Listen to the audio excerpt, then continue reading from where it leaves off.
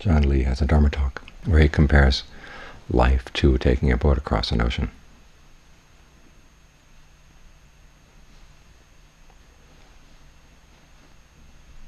And the problem out in the ocean is there's no fresh water.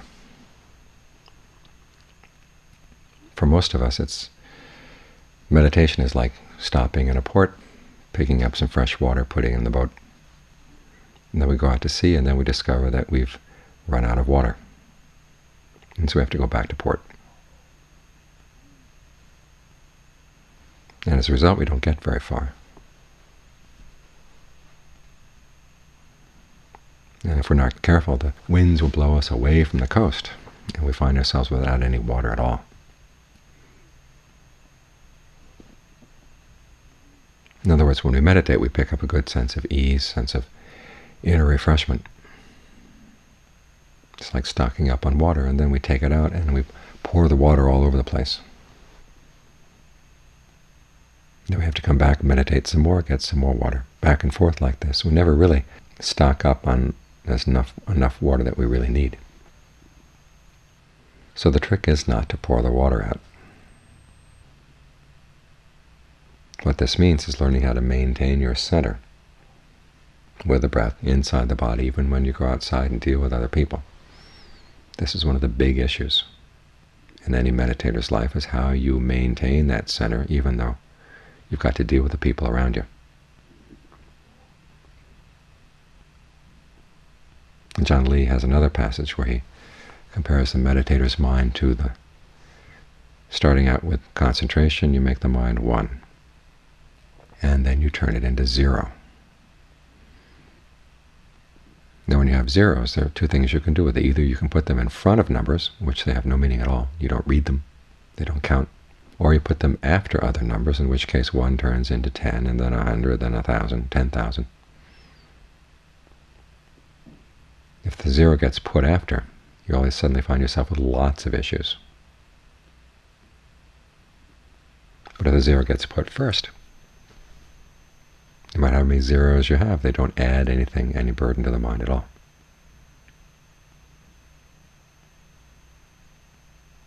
He says it's the same way with the mind becomes zero, and then you deal with other people, and what they say doesn't count. And it's interesting, he focuses on what other people say as one of the tests for a mind that's really at peace.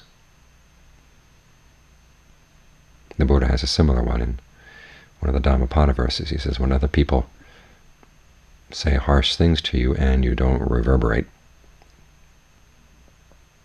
like a cracked gong, he said that's a good test that you've attained true peace of mind. It might seem strange. And why is it that the test is what other people say, or how you react to what other people say? Well, the mind is very sensitive to this issue. And we learn very early in our lives that our happiness is going to depend on how other people treat us. And as children, we're surrounded by people who are a lot more powerful than we are, so there's always a sense of fear built into our relationships to the people around us.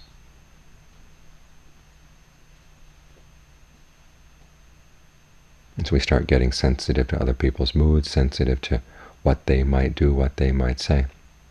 And our center of gravity goes outside because we're afraid of them. And we try to put up a wall outside ourselves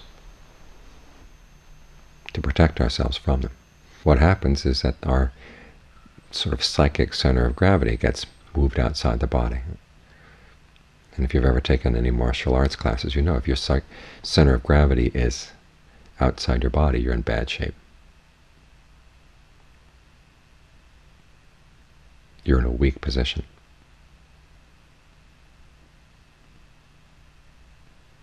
Now the Buddha doesn't say to stop doing this and just be very selfish. He says there's a different way of approaching the whole issue of happiness. In other words, you find a source for happiness that doesn't take anything away from anyone else, so you don't have to be afraid of other people. And when you're not afraid of them, you find that you can actually be more compassionate to them. So developing this center inside and maintaining it is not a selfish thing. It's not teaching you to be insensitive. It's just saying put yourself in a stronger position. then trust that you're stronger, but not trying to go outside and fix up people's moods and all the other things that we think we can do with other people when we're talking to them. If you can stay inside and have a sense of confidence that you're strong inside, because after all, your source of happiness lies inside. And because it's not taking anything away from anyone else, you don't have to be afraid of them. Especially when you can get your awareness to fill the whole body and get the breath flowing smoothly throughout the whole body. This smooth flow of energy builds up a kind of force field. An image in the canon is the meditator is able to fill the body with awareness. It's like a door made out of solid wood. If you were to take a ball of string and throw it at the door, it wouldn't make any dent in the door at all.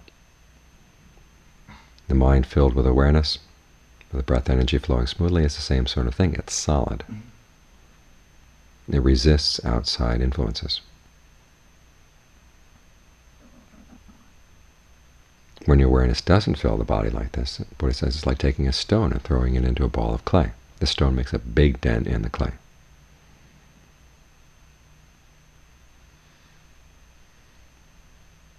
In other words, you're in a weak position, and you intuitively know you're in a weak position, so you scramble around and try to build up all sorts of defenses, and so much energy gets spent in the defenses, and the energy is outside the body, so it knocks you off balance.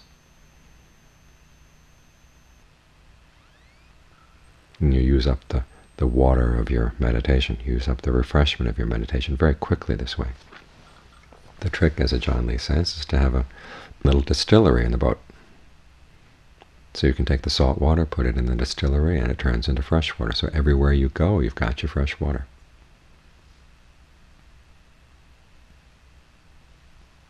In other words, no matter where you go, you're right here,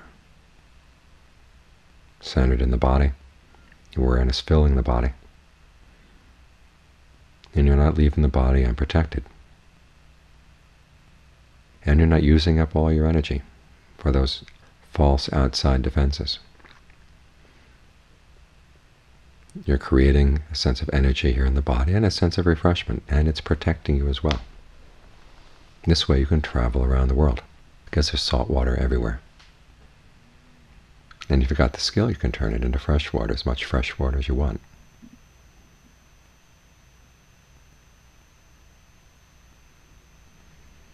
So as you leave meditation, it's important that you watch to see, how does the mind move? How does it go flowing out your eyes and ears and into space outside your body?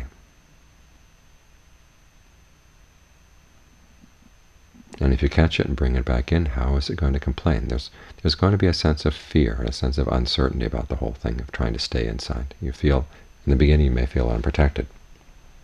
Well, don't listen to those voices. Those are voices that took over your mind when you were a little child and didn't know anything.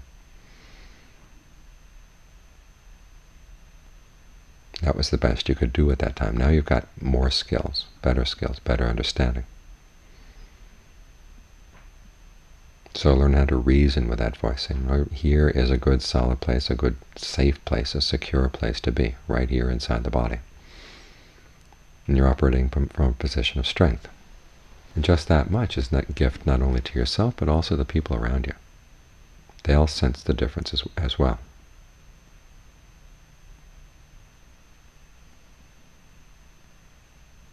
And it makes your interaction a lot easier. So learn to have some trust for the sense of being inside the body. The awareness that fills the body, the breath energy that fills the body, it can protect you in a lot of ways. And it can provide the nourishment and the refreshment you need at all times.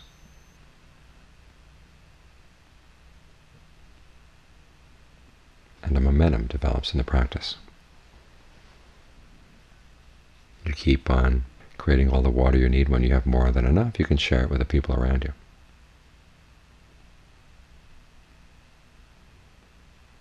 And your sense of what it means to be refreshed grows deeper and stronger.